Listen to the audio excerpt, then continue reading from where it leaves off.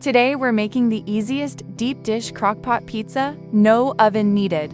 We're using Rhodes frozen dinner rolls for convenience, and they rise into the perfect fluffy crust.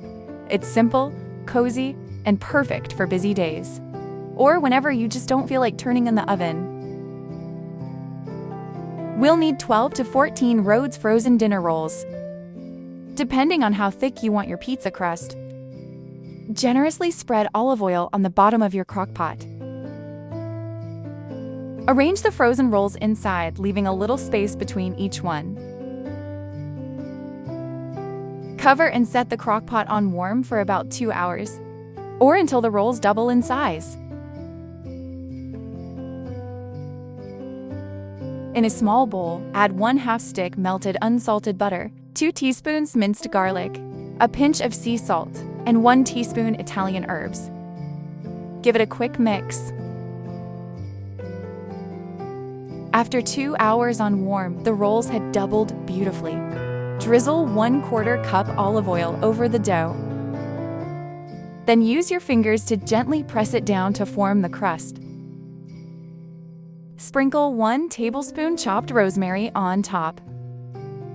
Spread on 1/2 cup pizza sauce, homemade or canned. Add 5 ounces fresh sliced mozzarella, bell peppers, mushrooms, salami or pepperoni, or any toppings you love. This is just an easy way to make pizza when you don't have an oven. Finish with 1 cup shredded mozzarella. Sprinkle 1 tablespoon dried Italian herbs. And generously brush the edges with the garlic butter mixture. Place a paper towel on top of the crockpot to catch condensation. Cover with the lid and cook on high for about 2 hours. Then turn the crockpot off and let it sit, still covered, for 20 to 30 minutes so the crust can set. And here it is, the easiest deep dish crockpot pizza. It smells incredible and looks amazing. We're already loving this crockpot pizza just by looking at it.